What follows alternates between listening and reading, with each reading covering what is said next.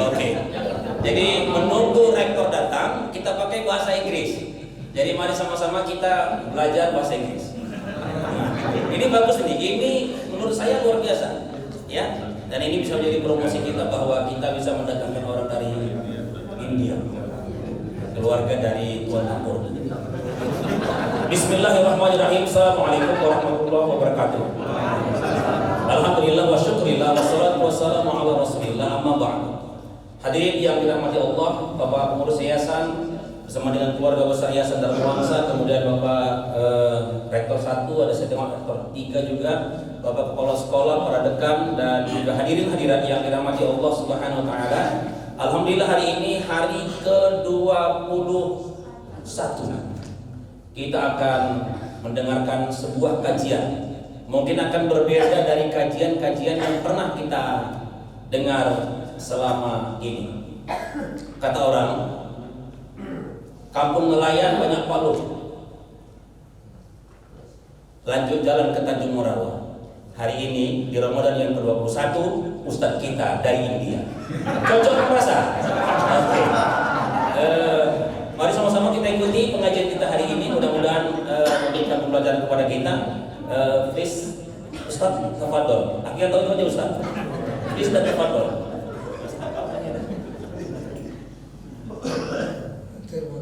Iya, syukron. Alhamdulillahirabbil alamin. Wassalatu wassalamu ala asyrafil anbiya'i wal mursalin. Wa ba'd.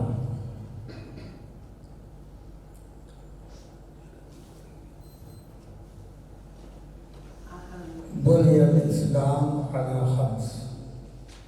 Antum ta'lamun.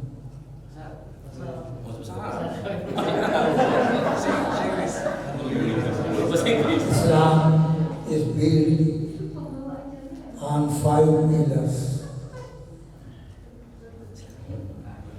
Believe in one God, and that Prophet Muhammad sallallahu alaihi wasallam, his messenger, and prayer, as-salah,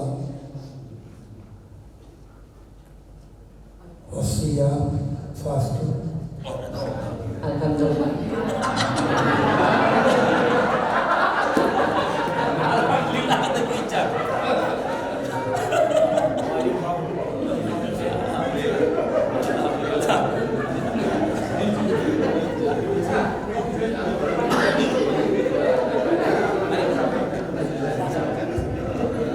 Bu Ica barusan bilang bahasa Arab.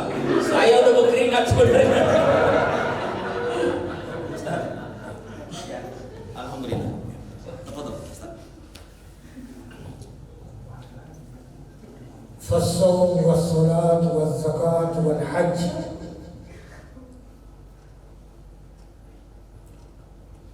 هذه هي العبادات الإسلامية.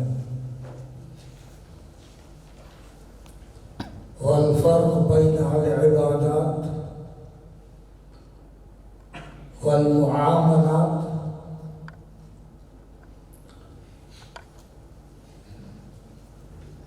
هي أن المعاملات تتعلق بدنيانا، كيف يتعامل الإنسان مع الإنسان. والعبادات هي ليست خاصة بالفرد فقط، وإنما بالجماعة. وكل هذه العبادات الإسلامية لها صلة بالجماعة وبربنا، كما أنتم تقرؤون سورة الفاتحة نصفها بالله سبحانه وتعالى بحمده وصفاته الرحمن الرحيم مالك يوم الدين،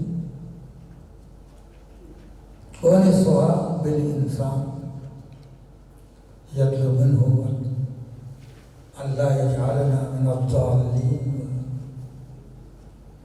فالعبادات في الإسلام هي كلها اجتماعية بالجماعة. الصلاة بالجماعة، الصيام بالجماعة، الزكاة على كل من له مال حول عليه، كل واحد بالجماعة بدون تفريق. والحج بالجماعة. فهذه العبادات هي لها فوائد لكل فرد والجماعة.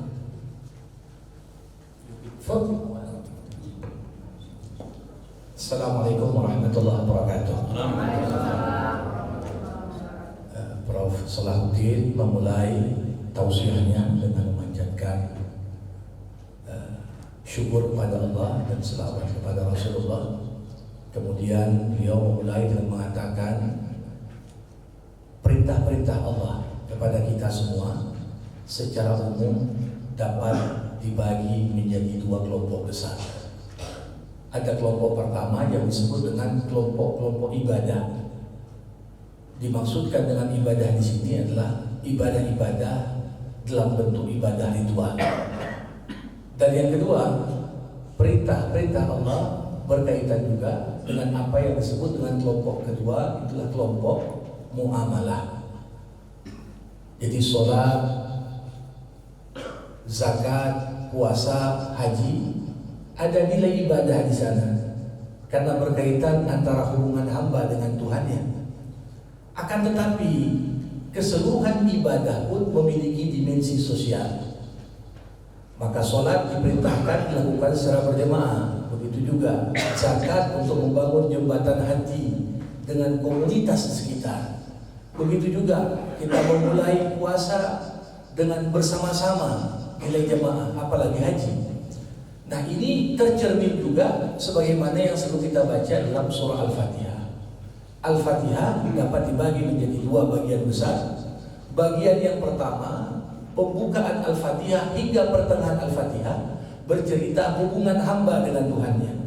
Dari mulai kita puji Allah dengan nama-nama yang indah, Ar-Rahman, Ar-Rahim, Malik Yaumiddin, Rabbul Alamin, dan seterusnya. Sedangkan bagian akhir dari Al-Fatihah sendiri ini berdimensi sosial. Pertama, kita mendoakan agar Allah mencurahkan hidayah bukan hanya untuk yang berdoa, tapi untuk semua. Ihdina siratal mustaqim.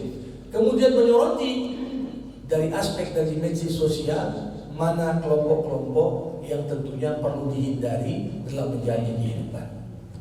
Wasil. لأن الإنسان حيوان اجتماعي لا يمكن أن يعيش منفردا منعزلا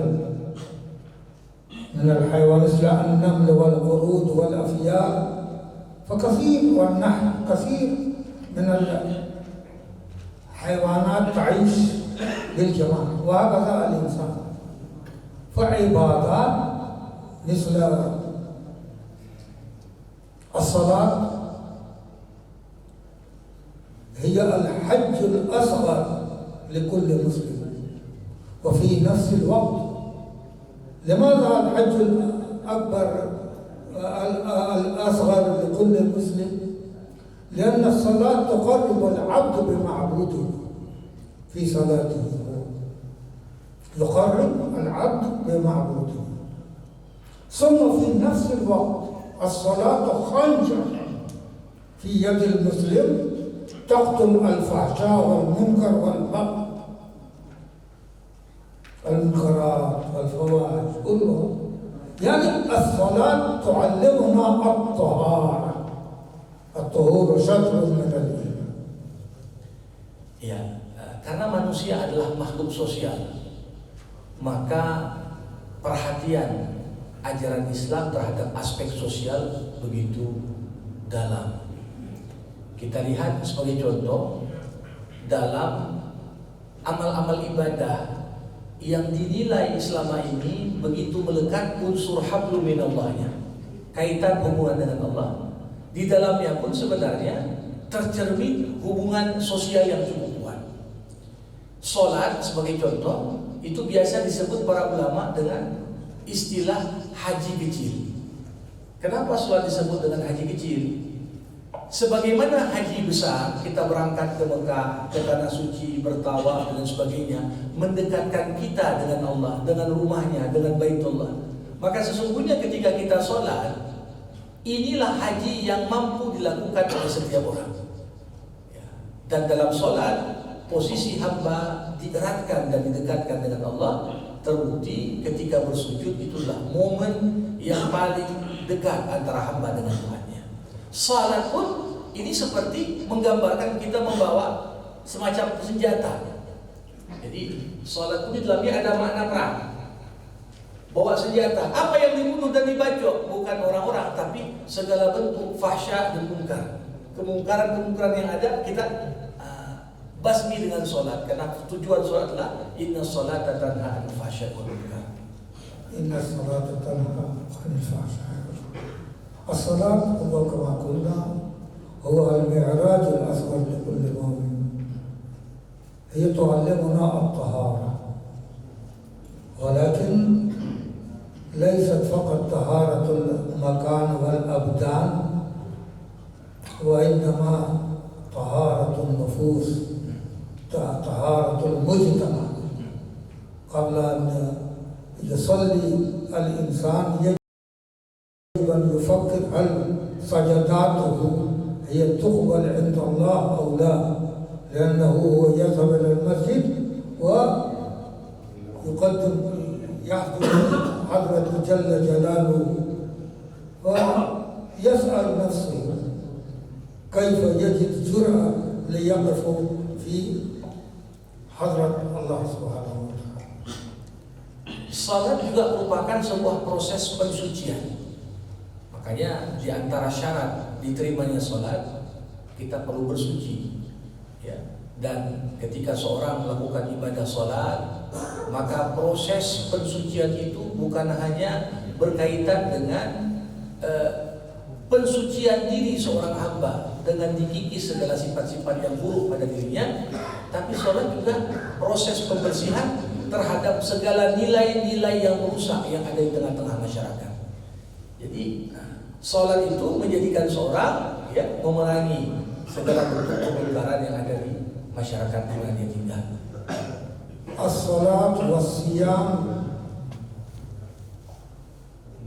murtabitan. الصلاة تعلمنا الطهارة، الصيام يعلمنا القدوسية. Antara sholat dan puasa punya keterkaitan yang luar biasa. Kalau sholat mengajarkan kepada kita proses pensucian diri, maka puasa mengajarkan kepada kita mengenal Maha sucinya Allah Subhanahu wa Ta'ala.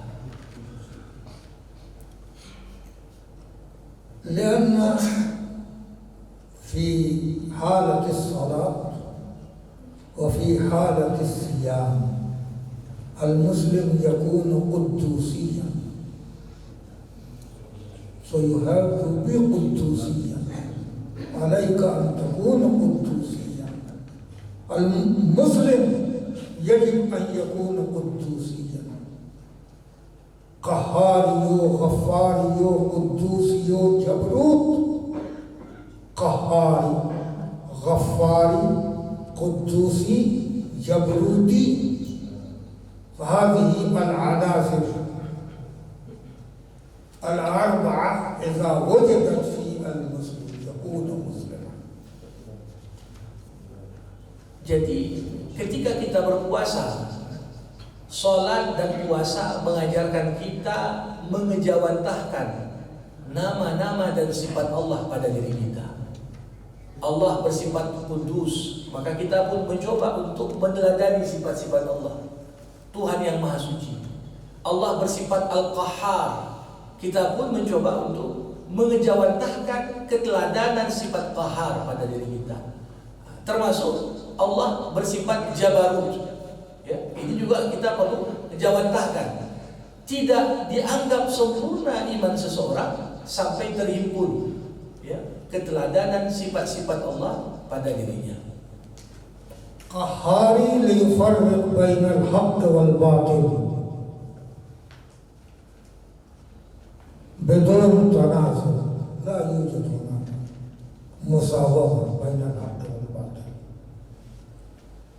Qudusi kal malaika هؤلاء لا يقولون نحن لا نقول في حالة الصيام لا يضر نحن لا نضر إذا أضر أحد أضرنا نقول اللهم إني صائم.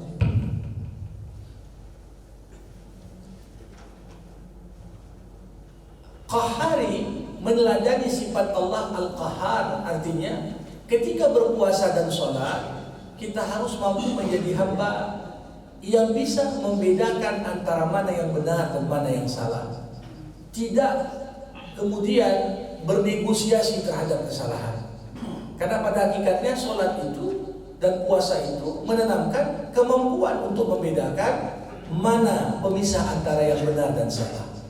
Qudusi artinya kita mencoba untuk menjadi hamba yang mensucikan Allah senantiasa. Seperti halnya malaikat. Kalau malaikat tak pernah makan, tak pernah minum, kita pun ketika berpuasa tak makan dan tak minum. Bahkan malaikat tidak pernah menyakiti makhluk yang lain kecuali ada yang menyakitinya. Kita pun ketika berpuasa, ketika diganggu orang, maka kita membela diri dengan mengatakan sesungguhnya aku sedang berpuasa dan tidak meladeni sikap buruk orang terhadap kita. فنحن الآن في شهر الصيام. الصيام ليس هو الجوع والعطش فقط، وإنما هو الإحساس بشعور الجائع. كيف يشعر الجائع المسكين البائس المحروم من الطعام؟ يشعر، والنتيجة ينفق من ليس عنده الطعام حتى لا يموت جوعا. فالصيام أعلى العبادة، ليس له عديل أعلى من الصلاة ومن جميع العبادات الصيام. والصيام له فضائل وأنتم تسمعون كثيرا من أئمة المساجد، منها تقليل آلام المجتمع حتى يمشي الصغير مع الكبير، الفقير مع الأمير. هو الإحساس. فالإسلام بهذه العبادات علمنا كيف نطهر مجتمعنا وكيف نكون نحن قدوسيين في المجتمع، كيف نفرق بين الحق والظلم، يعني العدالة الاجتماعية، المساواة الاجتماعية. والصيام فوق كل شيء،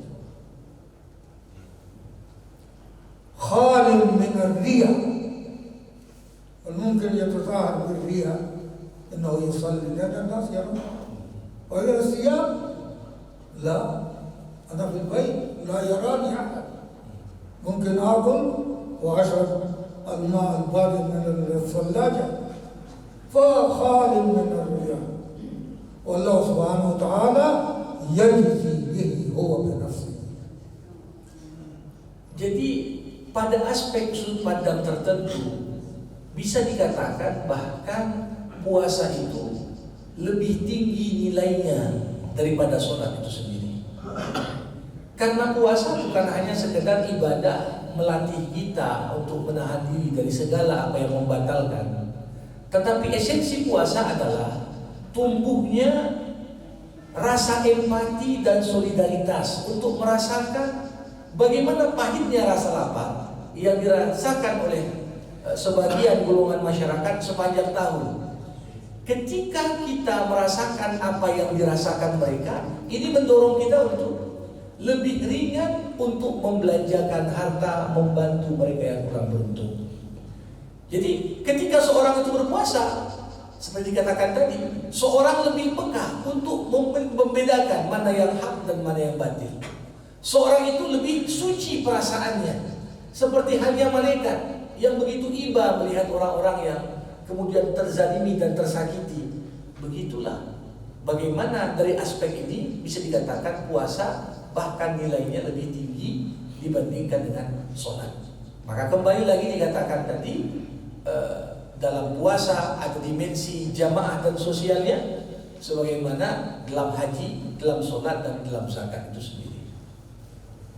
فَلِلصَّائِمِ عِنْدَ اللَّهِ مَقَامٌ خَاصٌ أُعِدَّتْ لَهُ جَنَّةٌ لَهَا بَابٌ خَاصٌ بَابُ الرَّيَّانِ لَا يَدْخُلُهُ إِلَّا الصَّائِمُونَ. Ya, jadi berbeda dengan ibadah-ibadah lain, termasuk sholat.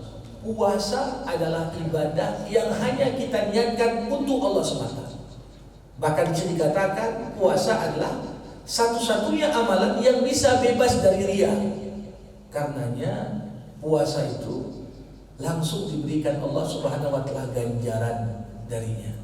Seorang di rumah tidak ada yang melihat, bisa saja mengambil air dari kulkas untuk melegakan dahaganya, tapi tak lakukan itu. Nah, untuk itu dikatakan tadi puasanya segala yang berkaitan dengan puasa ini punya nilai kekhususan. Orang yang berpuasa nanti punya kedudukan yang khusus di sisi Allah. Bahkan ketika masuk surga pun masuk surga dari pintu yang khusus, itulah pintu rayyan. Begitu juga amal-amal yang lainnya bagi orang yang berpuasa punya ganjaran dan balasan khusus yang Allah berikan kepadanya. ففي رمضان نحن أفضل من جميع الشهور، لأن رمضان كما أنتم تعلمون شهر رمضان الذي أنزل فيه القرآن، وفي هذا الشهر المبارك من جميع الشهور ليلة القدر، خاصة نحن في هذه العشرة الأواخر، 10 أيام الأواخر، فهي هذه الليالي العشر أفضل من جميع الليالي، مثل هناك 10 أيام أفضل من جميع الأيام، حتى من أول إلى 10 ذي الحجة، وهكذا هذه الليالي العشرة أفضل من جميع الليالي. وفي هذه العشرة الأواخر ليلة واحدة هي ليلة القدر، سنتكلم عنها. Jadi salah satu keutamaan yang ada di bulan suci Ramadan ketika kita berpuasa ini berkaitan dengan keistimewaan waktu. Waktu Ramadan istimewa untuk amal-amal ibadah, terkhusus di 10 malam terakhir Ramadan yang kita saat ini berada di dalamnya. Sebagaimana 10 malam terakhir ini adalah malam-malam terbaik dalam setahun. Sebagaimana 10 siang dari awal bulan Zulhijjah adalah 10 siang terbaik dalam setahun.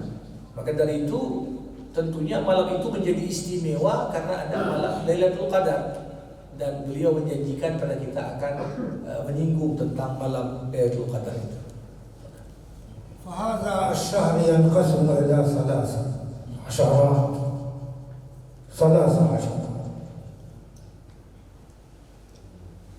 العشرة الأولى هي رحمة، والعشرة الثانية هي مغفرة، والعشرة الثالثة هي التي نحن فيها، هي عتق من النار.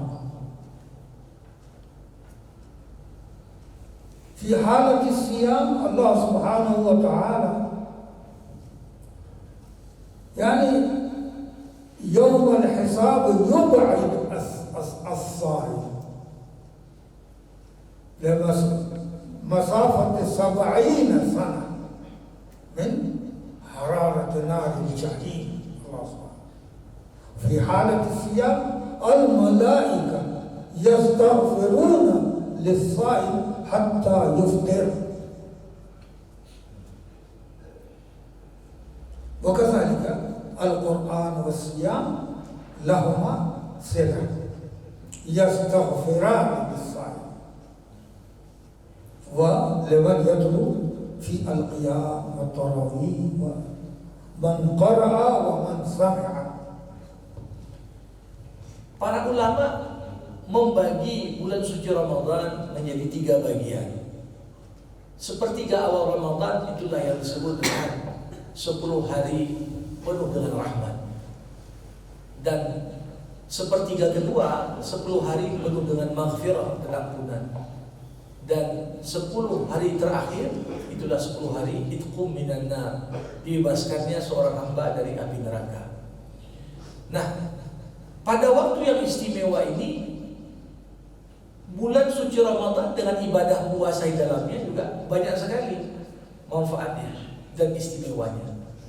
Seorang ketika berpuasa di siang hari Ramadan, Allah menjanjikan dia akan dijauhkan dari panasnya api neraka 70 tahun. Sebagaimana sepanjang siang, dari mulai dia pasang niat masuk waktu subuh hingga nanti berbuka, setiap detiknya malaikat beristighfar dan memohonkan ampunan untuknya. Bahkan Profesor juga menyinggung tentang hubungan erat antara puasa dan sholat. Kenapa? Puasa dan sholat kedua-duanya akan bermohon kepada Allah Subhanahu wa Ta'ala untuk dihapuskannya dosa hamba pada hari kiamat kelak. Artinya keduanya termasuk memberikan syafaat dan pembelaan kepada hamba. لكل شيء زكاة، الزكاة تزكية، وزكاة البدن هو الصوم. فالصيام هو ليس فقط كتب علينا، وإنما على السابقين من سبقونا كان علينا الصيام، لأن الصيام في حالة الصيام ينتظم نظام المعدة، النظام الهضمي. كل واحد يرتاح، لماذا لا يرتاح البطن لمدة شهر في سنة مرة واحدة؟ يا أيها الذين آمنوا كتب عليكم الصيام كما كتب على الذين من قبلكم. ليس علينا فقط، على الشعوب الأخرى. كان واحد هناك حكيم شهير جدا اسمه الحكيم لقمان، سألوه هل هناك دواء يفيد في كل مرض؟ فقال نعم. فسألوا ما هو الدواء أيها الحكيم العبقري؟ فقال قرصنجي. قرصنجي يعني الجوع. الجوع مهم جدا. الجوع لا يموت أبدا. إذا مات الجوع مات الإنسان، والجوع لا يموت، يموت الإنسان، فلا بد من وجوده في الأبدان. Ya. Segala sesuatu diwajibkan untuk dikeluarkan zakatnya. Kalau kita punya uang, keluarkan zakatnya. Termasuk badan dan raga kita. jasmani kita, raga kita, badan kita punya zakat, dan zakatnya itu adalah puasa. Jadi ketika seorang itu berpuasa, pada hakikatnya dia sedang mengeluarkan apa yang menjadi kewajiban badannya. Dan ini menunjukkan kepada kita bagaimana dampak kesehatan yang luar biasa yang bisa dibawa oleh puasa itu sendiri. Salah seorang ahli hikmah yang terkenal, Luqman Al-Hakim, pernah suatu ketika ditanya, ada nggak obat yang bisa efektif untuk segala macam penyakit? Ketika itu Luqman menjawab, ada. Apa obat yang efektif untuk semua penyakit? Beliau katakan, merasakan lapar. Merasakan lapar itu adalah obat untuk segala sesuatu. Ya. Dan ketika manusia tak pernah merasa lapar, itulah awal kematian hatinya, awal kematian dirinya. Nah, jadi selama orang masih merasa lapar, berarti aspek spiritual dan batinnya ini masih hidup. Nah, sedangkan ketika dia lupa akan rasa lapar itu sendiri, maka dia kehilangan obat yang manjur dan mujarab untuk segala penyakit.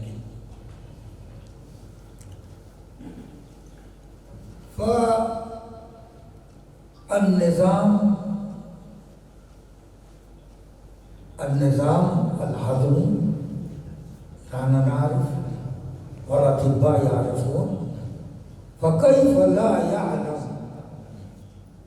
الله سبحانه وتعالى هذا النظام وهو الذي خلق، ولا يوجد هناك اختلاف بين قول الخالق وفعل الخالق، وهو لا يريد أن يجوع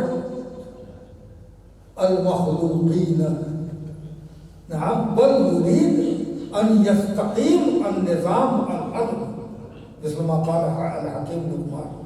الحيوانات إذا يحدث أي شيء مرض ويجوع، يعالج المرض من الجوع، وإذا وجد انفكشن التهاب في أي مكان، أول شيء الطبيب يقول عليك أن تمتنع من المأكولات والمشروبات من الخارج مما أنت لا تعرف، فنعالج بالجوع ليستقيم النظام. النظام هو من الحياة، بدون نظام الحياة لا يمكن تصورها. Kita semua paham betul sistem pencernaan dalam tubuh kita, sebagaimana para dokter dan ahli kesehatan juga paham. Tentunya sangat tidak wajar ketika kita menganggap Allah yang menciptakan kita justru tak paham tentang sistem pencernaan kita. Ketika kita menyalahkan Allah, kenapa memerintahkan berpuasa, padahal puasa itu membuat kita merasakan kelaparan. Justru sebenarnya rasa lapar yang kita dapatkan lewat ibadah puasa ini cara Allah agar sistem pencernaan kita dapat berfungsi dengan sebaik-baiknya.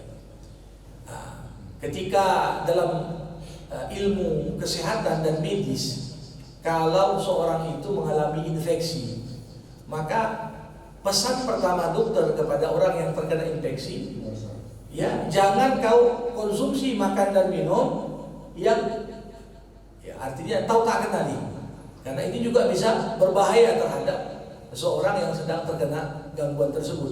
Nah, ini menggambarkan kepada kita bagaimana puasa tak akan mematikan kita, tapi justru sebaliknya, orang yang nggak pernah merasa lapar dan mencoba menjaga ibadah puasa ini akan menjadikan dia lupa akan kematian. Dan kalau sudah dia lupa akan mati, tak bisa kita bayangkan lagi bagaimana hakikat yang akan dialaminya. ففي حالة الصيام تخرج رائحة من الفم، فهذه الرائحة ليست من الفم وإنما من نظام المعدة، كل واحد ليس هو فقط. فهذه الرائحة عند الخالق أطيب من كل الروائح. Jadi ketika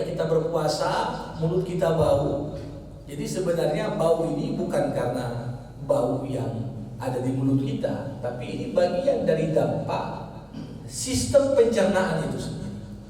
Nah, tetapi di balik bau yang bagi sebagian orang tidak menyukainya, justru bagaimana bau mulut ketika kita berpuasa itu di sisi Allah lebih wangi dari segala bentuk wangi-wangian yang ada.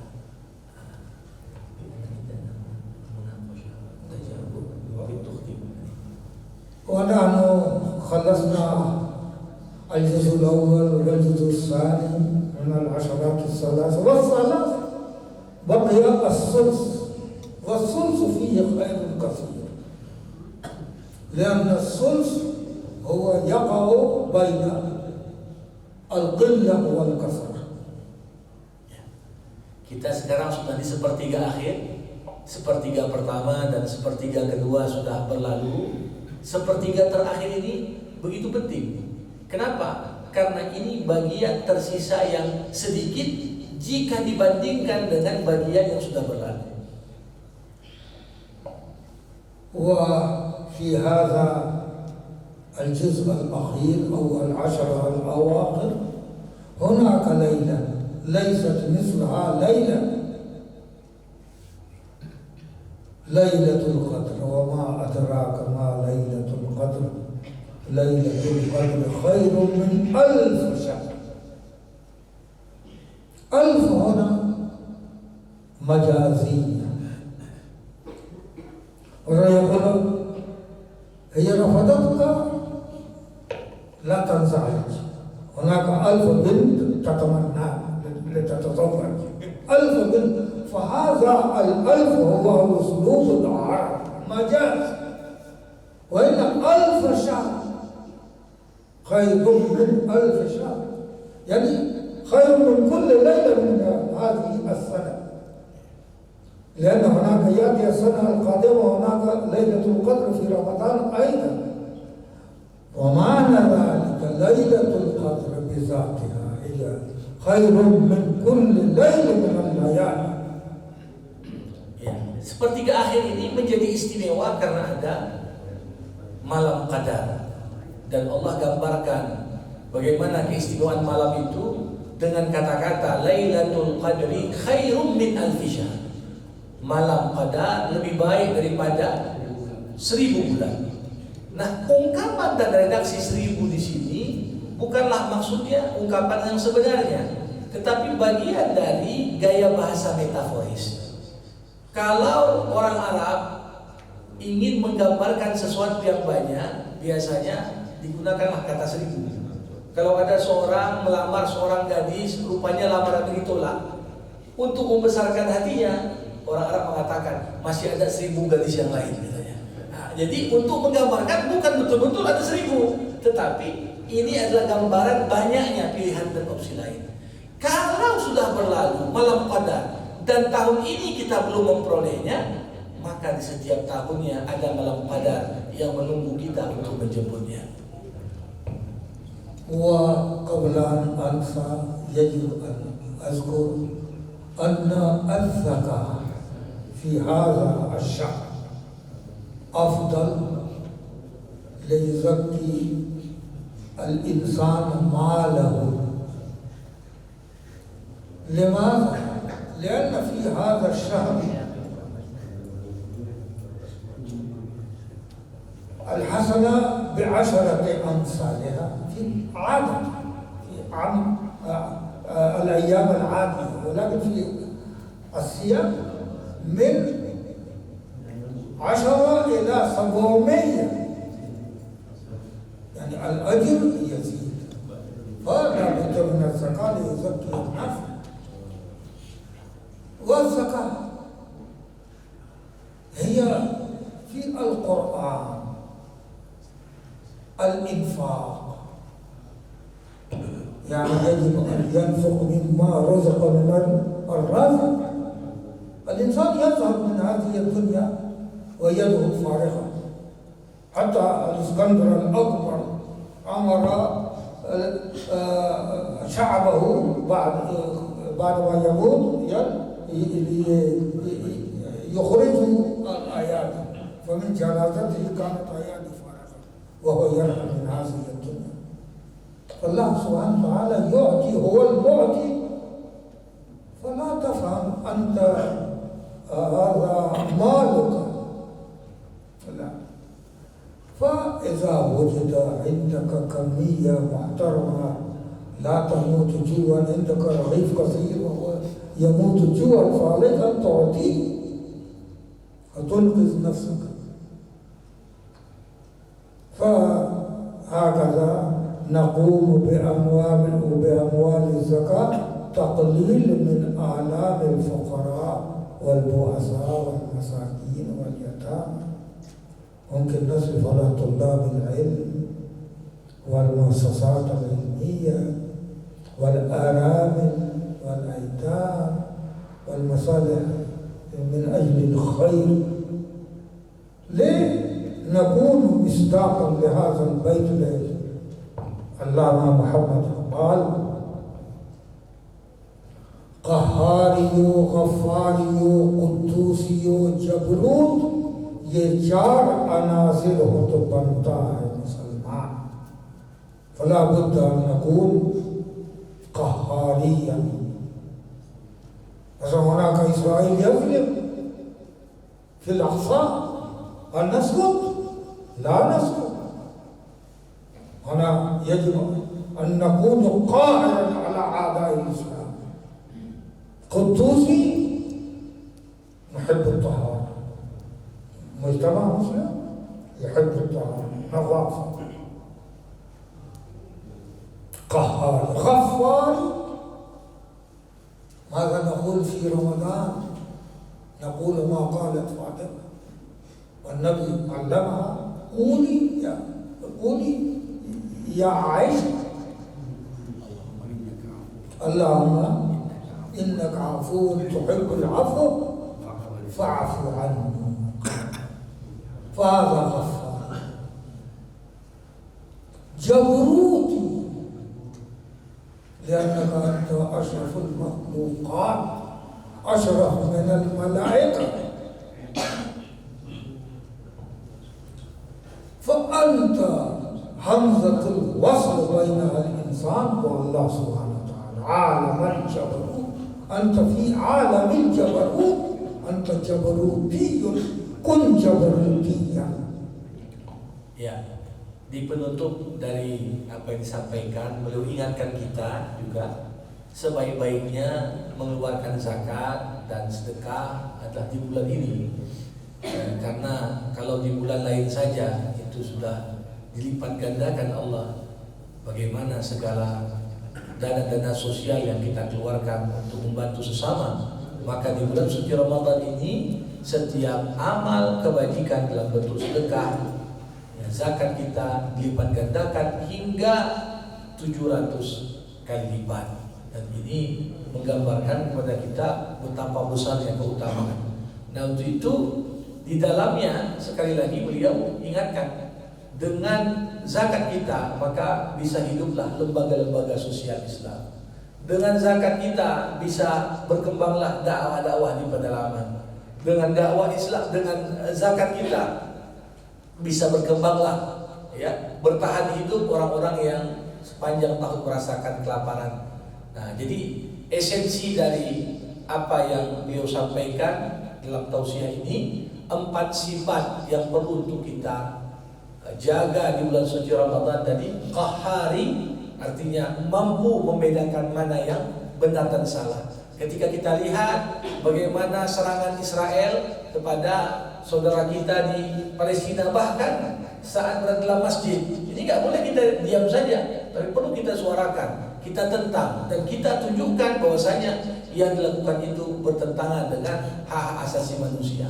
Kita juga menjadi kudusian. Kudusian artinya mencintai kesucian, mencintai kebersihan, bersikap layaknya malaikat yang selalu bertasbih kepada Allah setiap saat. Yang ketiga menjadi ghafurian. Ghafur artinya kita menjadi pribadi yang pemaaf, suka memaafkan orang, sebagaimana kita berharap Allah memaafkan kita. Sebagaimana dikatakan oleh Aisyah ketika dia bertanya kepada Rasulullah, doa terbaik yang dibaca Allahumma innaka afuwun tuhibbul afwa fa'fu anni. Ya Allah, Kaulah Tuhan yang Maha Pemaaf, ya, Kau mencintai segala bentuk kemaafan, maka maafkanlah aku. Dan yang terakhir, ya, kita juga disuruh menjadi jabarutian. Jabarut atau alam jabarut itu adalah alam yang menyambung dan menghubungkan antara manusia dengan Allah Subhanahu wa taala. Jadi jika kita berada di bulan puasa, ini satu sisi kita menyentuh beberapa sifat malaikat yang menjadi penghubung, tapi di sisi lain kita seperti meninggalkan dimensi kehidupan dunia untuk kemudian lebih dekat kepada Allah dan menjadi seorang hamba yang jabaruti. Wallahu a'lam. شهر رمضان شهر النور والهداية لأنه شهر القرآن أنزل فيه القرآن. والسلام عليكم ورحمة الله وبركاته. Bulan Ramadan bulannya hidayah, bulannya diturunkan Allah Al-Quran. Maka barang siapa yang ingin menjemput hidayah, maka berusaha sekeras mungkin di bulan ini, karena inilah bulan cahaya kebenaran Allah berikan kepada para hambanya. Wassalamualaikum warahmatullahi wabarakatuh. Waalaikumsalam. Alhamdulillah. Begitu luar biasa kajian pada hari ini, walaupun harus diterjemahkan oleh Ustaz Rektor kita. Jadi kajian hari ini untung ada rektor. Kalau enggak gawat kita bubar pengajar kita ini. Dan saya yakin tadi jemaah sama seperti saya. Yang tahu cuma tadi inna anzalnahu fi lailatul qadar. Yang lainnya tak tahu. Nah, apa kata Pak Ustaz kita hari ini. Tapi sesuatu yang sangat luar biasa. Begitu banyak ilmu-ilmu yang disampaikan oleh beliau. Yang tadi menarik adalah satu di antaranya kata beliau, puasa bisa menjadi lebih utama daripada sholat.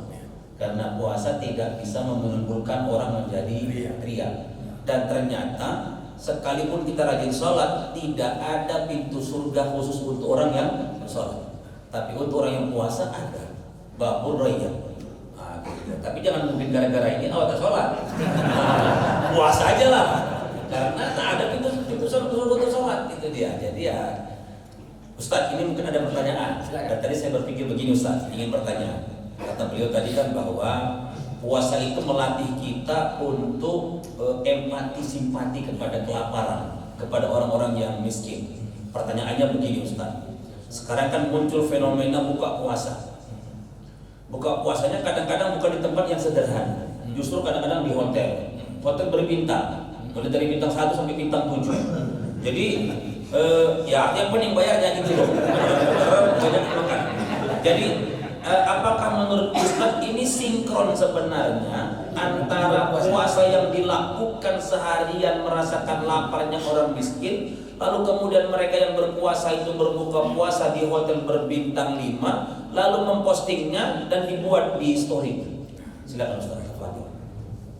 Fi soal yaqulu sa'il kama syarahtu min qabl anna min hadafi siyam توليد الإحساس ببؤس الغير وتقليل من بؤسهم ومن جوعهم إلا أن في العصر الحاضر خاصة في بلدنا هذه هناك ظاهرة يعني أصحاب الأموال الكثيرة لديهم عادات وتقاليد يجرون الإفطار الجماعي ويعقدون البرنامج في الفنادق الفاخرة بطرف يعني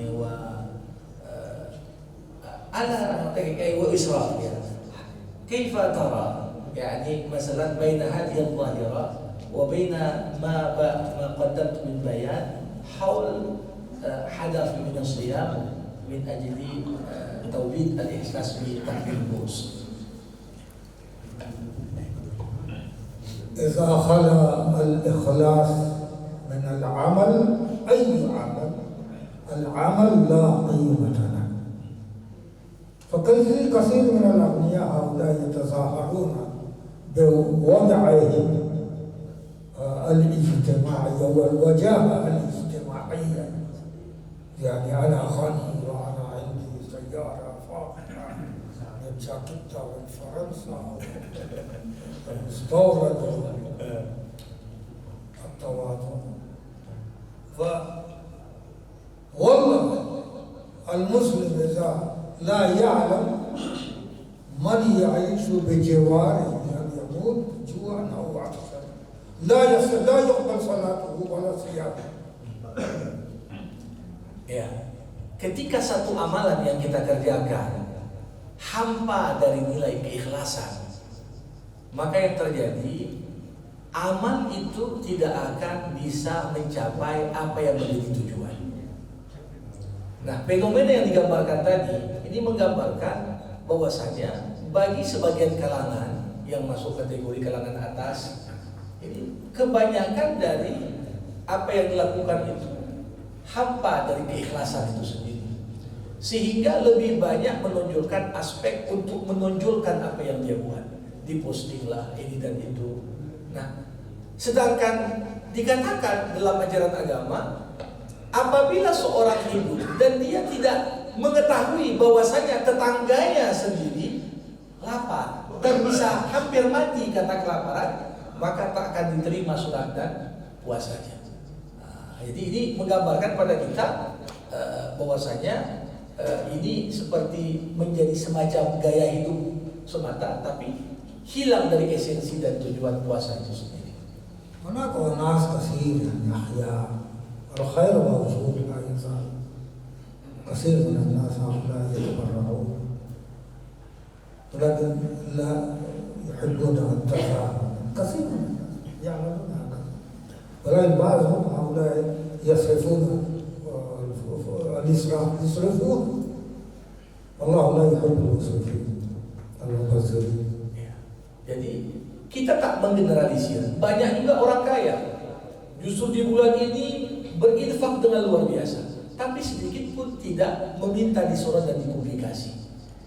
Karena apabila sebuah amal sudah dilakukan dengan penuh kemewahan dan berlebih-lebihan, Allah tegaskan, Innallaha la yuhibbul musrifin. Allah enggak suka kepada orang yang berlebih-lebihan, apalagi berlebih-lebihan dalam hal-hal yang tentunya bisa melukai perasaan banyak orang yang berkekurangan. Dan orang-orang yang berbuat mubazir itu adalah temannya, saudaranya syaitan. Menarik sekali. Cuma yang tadi saya perhatikan ini loh. Ketika tadi Ustadz kita, Profesor kita menyampaikan tausiahnya, ada 4 kali Ustadz Rektor ketawa sendirian. Kita nggak ketawa, kita ketawa. Agak aneh kajian hari ini memang. Ada yang mau nanya silakan. Mungkin Ibu Farida silakan. Please, tafadhol. Maaf Pak bahasa Arab sedikit. Silakan Bu Farida. Assalamualaikum warahmatullahi wabarakatuh. Assalamualaikum warahmatullahi wabarakatuh. Jadi di 10 hari akhir Ramadan ini kan kita kan menantikan gimana Lailatul Qadar itu sampai dan kita peroleh itu saat. Nah, sekarang bagaimana caranya kita ngetahui kalau kita dapat ini Lailatul Qadar ini? Assalamualaikum warahmatullahi wabarakatuh. Assalamualaikum. As-sa'il tas'al. Amarna Rasulullah SAW an naltamisa Lailatul Qadar fil ashr al-awakhir. Ila anna tatasa'al kaifa yumkinuna an na'rif annana qad wajadna Lailatul Qadar am la? Hal hunaka min alamat tadullu ala annana qad hadina bitilka والله سؤال وجيه. يعني كثير من الناس يعتكفون في المساجد لأنهم الاعتكاف بحثا عن ليلة القدر، وهذه الليالي العشر وخاصة الوتر من هذه الليالي العشر الأواخر، الوتر 21 23 27 25 27 وهكذا. وهناك الراجع يعني في الهند أو 27 يعني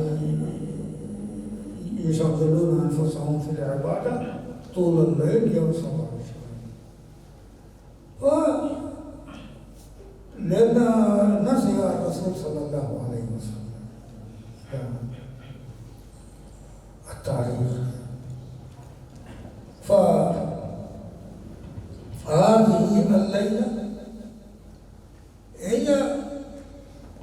المسألة مسألة الإخلاص. الإخلاص خالق الزمان والمكان هو الذي خلق الزمان. الزمان الذي نحن استخرجناه من حركة العمل. فهنا ليلة القدر اليوم مثلا، وفي باكستان يكون غدا. فبغض النظر عن هذه التواريخ كن مجردا للزمان والمكان وأنت تعبد الله. Ya. Jadi kebiasaan sebagaimana yang diajarkan Nabi di 10 malam terakhir ini kan masyarakat banyak yang beriktikaf. Anjuran untuk memakmurkan masjid dan iktikaf itu semakin kuat lagi, khususnya di malam-malam ganjil 21, 23, 25, 27, 29. Beliau bercerita kalau di India ya, keyakinan besar Muslim di sana itu Lailatul Qadar hari ke-27, sehingga siang malam semuanya orang hanya fokus untuk ibadah saja. Tetapi kalau kita melihat realita masa dan waktu, tentunya malam di Indonesia mungkin siang di Amerika, begitu. Jadi sebenarnya Allah lah yang menciptakan waktu dan Allah lah yang menggulirkan waktu dalam kehidupan kita. Sehingga berbicara tentang Lailatul Qadar sebenarnya ini seruan bagi kita semua untuk lebih menata keikhlasan dalam beribadah. Kenapa? Karena boleh jadi perbedaan waktu antara wilayah-wilayah yang ada di permukaan bumi ini kita juga bisa berikhtiar dan berusaha. Tapi untuk masing-masing hakim ini kembali kepada keikhlasan. Dan beliau katakan tadi memang soal ini soal yang sangat penting sekali karena hampir ditanyakan oleh setiap orang. Tetapi tentunya sekali lagi digambarkan Allah Subhanahu wa Ta'ala lah yang dengan keikhlasan kita dalam beramal bukan hanya semata-mata mencari sebuah waktu yang dijanjikan tadi, Allah yang menggulirkan waktu-waktu tersebut. Kita dengan India misalnya berbeda sekitar 3 jam. Nanti India dengan Arab Saudi dengan Afrika tentunya ini juga ada perbedaan. لماذا قلت هذا الكلام؟ لأن هناك 10 أيام و10 ليالي وبكلمة وتر خفف 5 فقط من 10 الأوتار وتر 5. فكل ليلة أنت تعبد ربنا بإخلاص وتفهم أن هذه الليلة هي ليلة القدر. Jadi dari 10 malam Nabi sudah kasih clue dan pertanda 5 malam ganjil. Jadi 5 malam ganjil ini kalau kita betul-betul beribadah dengan penuh keikhlasan, kita bisa pastikan insya Allah kita mendapatkannya.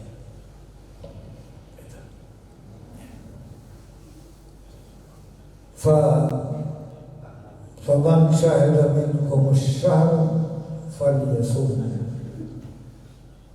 من صام رمضان إيمانا واحتسابا غفر له ما تقدم من ذنبه فأنتم تريدون إذا أردتم فعليكم 6 من شوال أيضا كأنه صام الدهر كله. Kalau kita dijanjikan, kalau kita puasa di bulan Ramadan ini penuh keimanan, pengharapan atas ganjaran besar yang Allah berikan kepada kita, akan diampuni dosa-dosa kecil yang telah berlalu. Jangan hanya kita fokus kepada ganjar ini, tapi hendaknya kita juga sempurnakan puasa Ramadan dengan puasa 6 hari di bulan Syawal. Karena siapa yang mengerjakannya seakan-akan dia berpuasa sepanjang tahun. Ya. Wassalamualaikum warahmatullahi wabarakatuh. Assalamualaikum warahmatullahi wabarakatuh. Jadi kalau sudah wassalamualaikum berarti tutup. Ini dia artinya dari kode. Jadi tidak ada lagi pertanyaan yang memungkinkan karena memang beliau termasuk ustadz yang on time ya, on time karena beliau mungkin bisikan-bisikan dari ustaz kita sampai jam 2 saja gitu. Jadi jam 2 pas berhenti. Memang begini kita hadirin yang dirahmati Allah SWT. Kajian hari ini menarik sekali. Walaupun memang kita kadang-kadang kurang paham, tapi setelah alhamdulillah diterjemahkan oleh Ustaz Rektor kita, alhamdulillah kita paham. Apapun itu, bahwa mari sama-sama kita isi 10 malam terakhir di bulan Ramadan ini. Kalau di India itu malam 27, malam ke-27. Saya jadi teringat di kampung saya juga. Setiap malam 27 itu ada bambu yang dibikin jadi lampu. Setiap rumah orang, lilin-lilin pun dipasang supaya katanya malaikat tahu. Jadi lilin mana yang paling banyak, lampu mana yang paling terang, itu yang datangi oleh malaikat. Begitu kepercayaan orang kampung tuh. Alhamdulillah sampai sekarang masih dibuat, masih ada juga, tapi tak lagi lilin, tak lagi lampu begitu. Udah diganti untuk pakai lampu yang warna-warni kelap-kelip, biar mungkin malaikat semakin tertarik. Wallahu a'lam bishawab. Tapi begitulah. Itulah tradisi, dan itu hanya terjadi pada malam 27. Apakah ini pengaruh dari India? Aku nggak tahu. Tadi katanya dari India. Hadirin yang dirahmati Allah Subhanahu wa Ta'ala, masih bincang-bincang mereka, tidak apa dibincang. Kita tunggu lah dulu.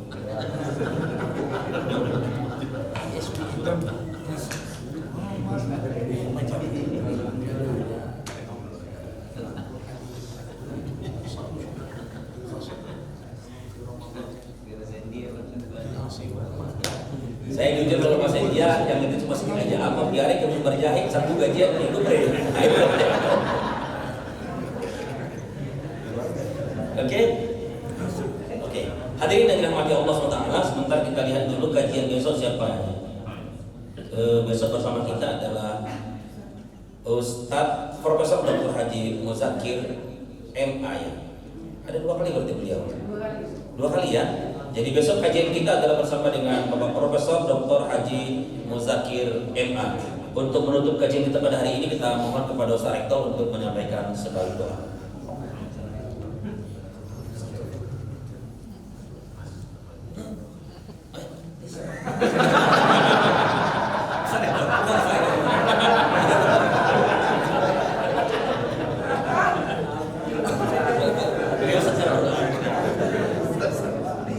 Alhamdulillahirrahmanirrahim. Wassalatu wassalamu ala ashrafil anbiya'i wal mursalin wa ala alihi wa sahbihi ajma'in. Allahumma ighfir lana dhunubana wa liwalidayna warhamhuma kama rabbayana saghira wa li asatidatina wa li muallimina wa li masyayikhina wa li ikhwanina alladhina sabaquna bil iman. ولا تجعل في قلوبنا غلا للذين آمنوا ربنا إنك رؤوف رحيم. اللهم علمنا ما ينفعنا وانفعنا بما علمتنا وزدنا علما إنك أنت العليم الحكيم. اللهم أخرجنا من ظلمات الجهل والوهم إلى أنوار المعرفة والعلم ومن وهول الشهوات إلى جنات القربات.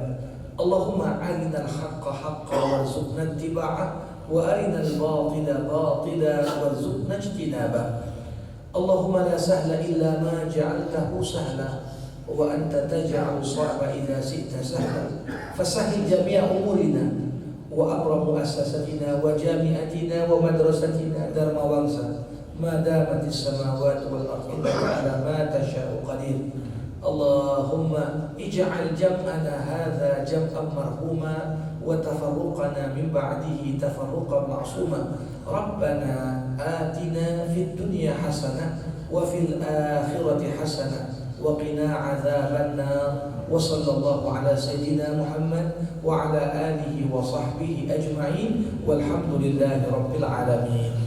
Assalamualaikum warahmatullahi wabarakatuh. Assalamualaikum warahmatullahi wabarakatuh. Alhamdulillah sudah selesai kajian kita pada hari ini. Mudah-mudahan Allah berikan keberkahan ilmu kepada kita, walaupun mungkin tadi kita agak sedikit mencandai beliau karena memang kita kurang paham.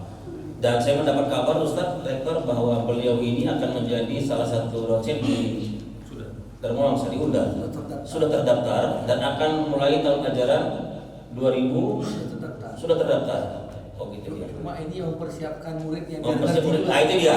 Yang mau saya sampaikan adalah selamat minggu kepada calon mahasiswa kuliah. Gitu aja sebenarnya. Oke, sampai sini aja pertemuan kita. Insya Allah ketemu lagi pada besok hari. Wassalamualaikum warahmatullahi wabarakatuh. Yang paling